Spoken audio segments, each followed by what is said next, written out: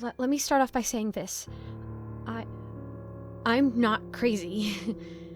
No matter how many times Sarah's mom tells me I can't walk Coco within 50 feet of their property, or how many unfilled prescriptions end up in the trash bin outside of Dr. Cully's office every Thursday afternoon.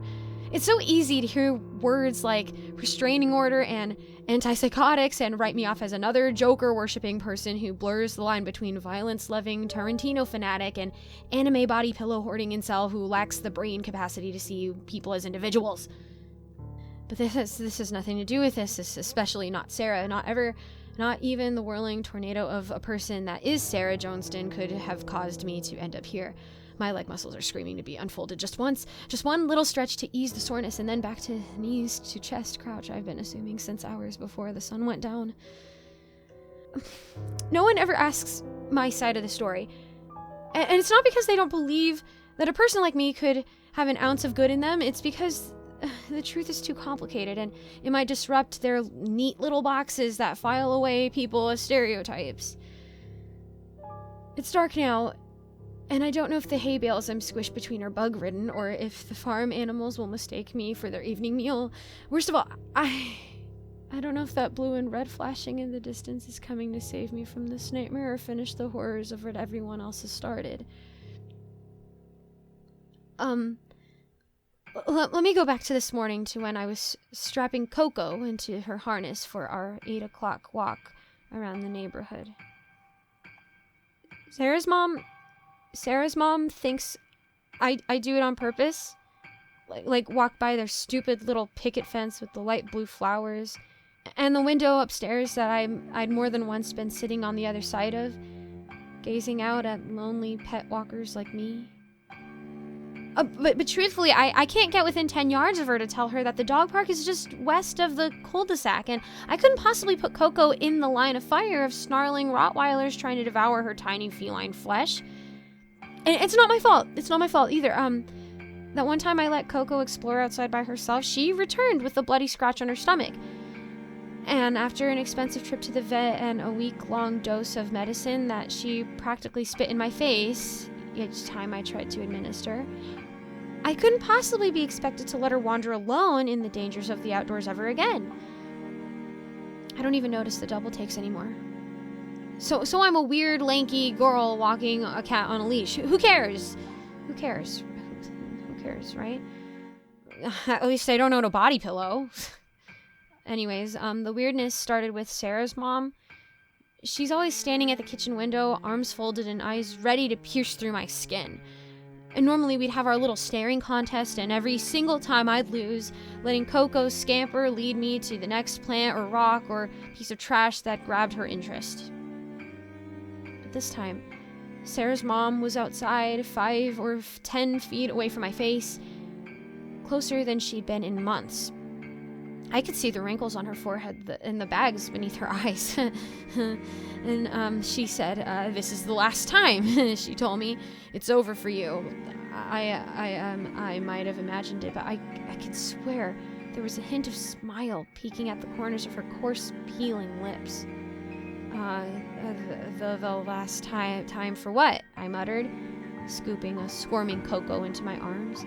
She meowed, which was begging me to let her chase a passing squirrel.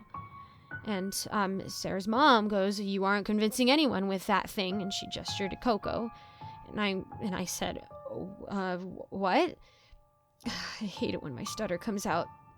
"It's just a cat." Sarah's mom said, "Better hide it somewhere safe then."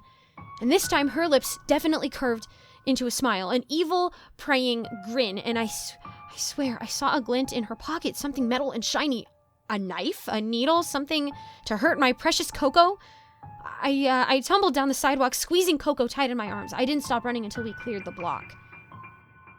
After heaving breaths of fresh air, my paranoia began to calm. I reasoned that Sarah's mom has always been crazy.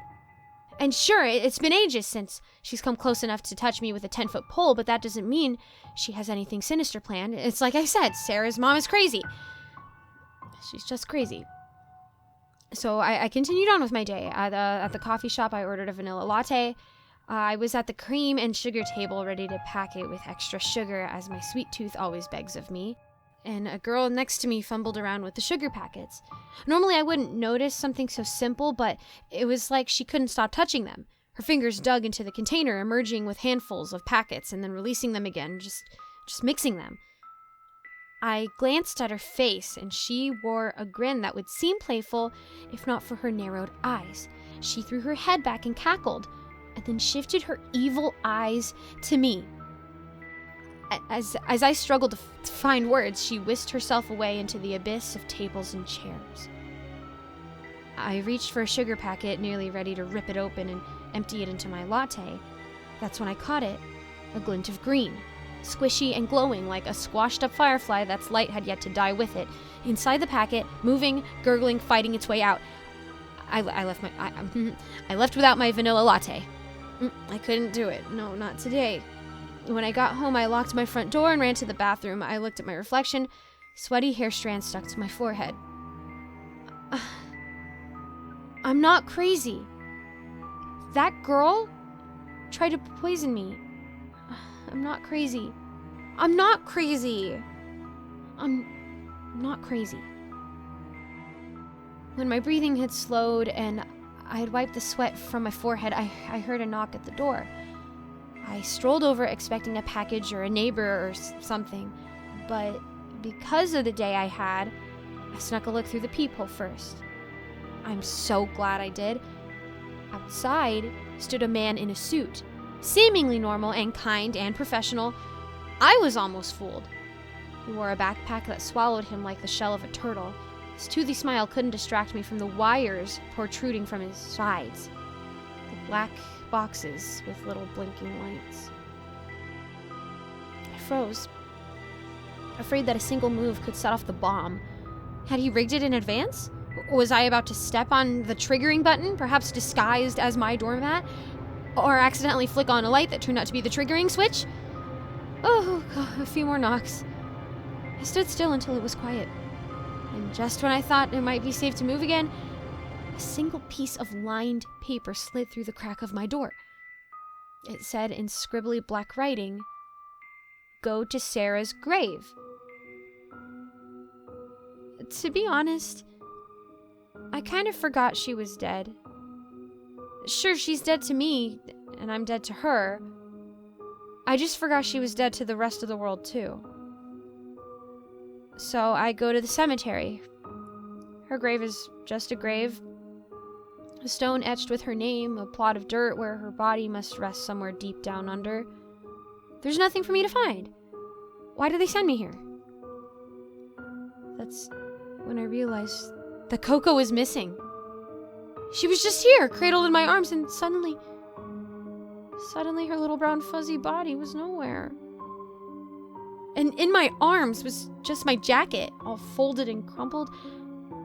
I must have spaced out so hard that I thought I was holding Coco. I must have absent-mindedly set her down and thought I was still gripping her because of the way this jacket feels in my arms, so soft and warm. A man was coming towards me suddenly. He was dressed in a black cape. He was so slim and tall that he could turn to the side and shrivel into the fog like the bare branches on the trees. And I called out, "Have you seen my cat?" And he didn't answer. He just kept coming towards me. And when he got close enough for me to see the base of his cape, my heart stopped. Not because his feet were picking up their pace and running faster and faster at me. No, he didn't have feet. His body drifted along a layer of fog, black fabric twisting and twirling where his body cut off into nothingness. I think I screamed, but I can't be sure. I bolted out of the cemetery, running aimlessly across someone's farmland. I'm not familiar with the countryside, and I can't really remember where I parked my car, but I yanked open the gate to the little red barn, tripping over myself as I stumbled inside. I folded myself between the stacks of hay. I looked down to the jacket still cradled in my arms. Looking again, I don't think it's my jacket. I can't remember where I got it, but it's clearly too small for me, and the style seems more fit for someone else. "Hey!" someone boomed, pounding fists against the barn doors. "Who's in there?" I kept still, trying to steady my breathing. The doors opened, and I cursed myself for not bothering to figure out how to lock them. I couldn't see the guy's face, but the heavy stomps of his boots told me enough. "Show yourself," he bellowed. "I ain't afraid to shoot ya." There's not enough light in here to see whether the man had a gun, but I took his word for it. He kicked the hay, and I hugged the jacket to my chest until he left, muttering something about pesky animals. So am I being paranoid? Or is everyone trying to kill me? I guess it's only a matter of time before I find out. The sirens are only getting louder, and I'm too cold and tired to crouch between bales of hay any longer.